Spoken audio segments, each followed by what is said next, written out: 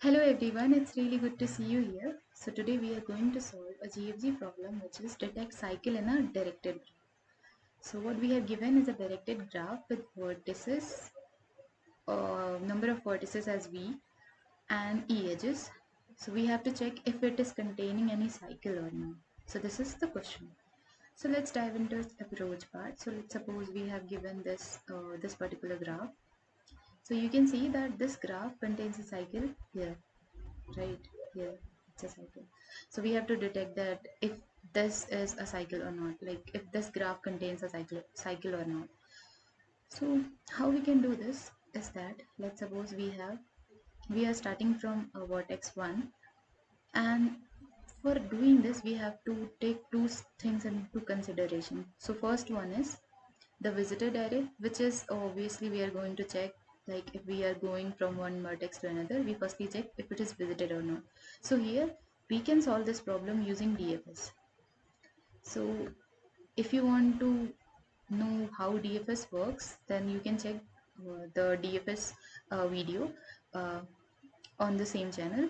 And then, so for DFS we are, for DFS and VFS we are always important to have this visited array.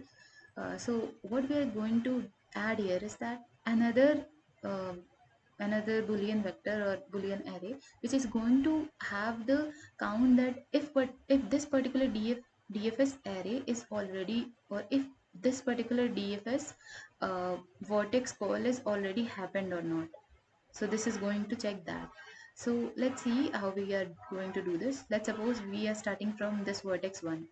So what we do, we just call DFS to its vertex connecting to 1. So that is, let's suppose for 2 we are calling DFS.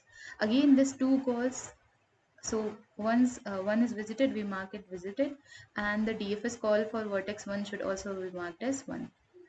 uh, so initially this is 0, all the elements are 0, and here also. But when we visit any of the vertex, then we just mark it as 1. So in this case both marked at 1. Now at this position at vertex 2, we are again going to call a DFS function for 3. So 2 and DFS for 3 also got like 1. And then we are at vertex 3, so we had also visited vertex 3. Now this vertex also called a DFS call to 4, so this also become 1. Now again 4 also called a DFS call to 2. So now DFS call of 4 happened, and then this 4 also visited, mark visited. Now what happened is that when 4 is going to call, to this visited array, so you can see that in our DFS we firstly check if that particular vertex is already visited or not. So in this case 2 is already visited, so in our visited array at index 2 we have a 1, right? So we move and check if this particular DFS like DFS vertex count is already visited or not. So you can see that DFS vertex call is already 1. That is, it means that DFS call for this function has already happened, or for this vertex DFS call had already taken place. That's why here it is 1. That means again a DFS call had happened when there is already 1. That means it only happened in the case when there is a cycle formation in a directed graph. So this is the approach.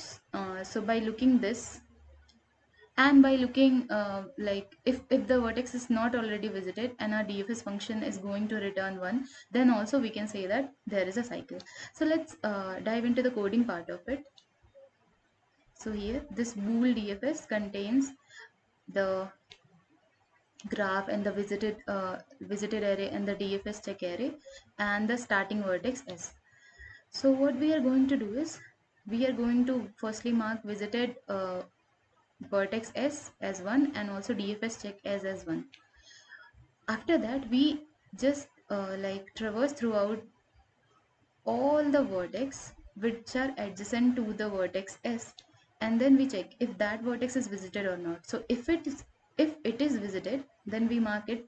If it is not visited, then we mark it as visited, and then we call, and then again we check that if DFS function for that X if it is going to return 1 or not. So if it's going to return 1, that means there is a cycle. If it is not, then that means there is not a cycle.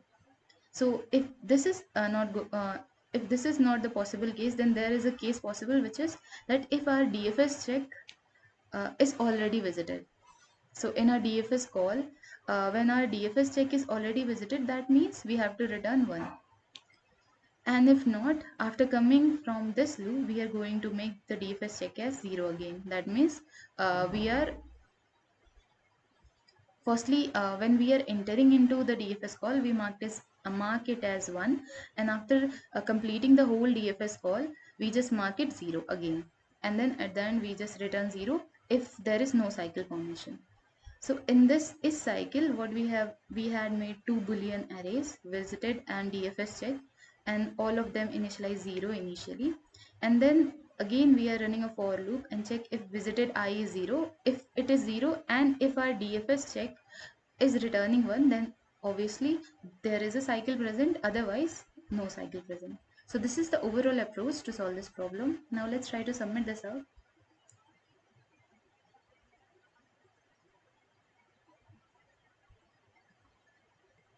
So this is it for this video, but I guess you forgot something, so please do like, share and subscribe to the channel, and there is so many more videos coming, and thanks for watching.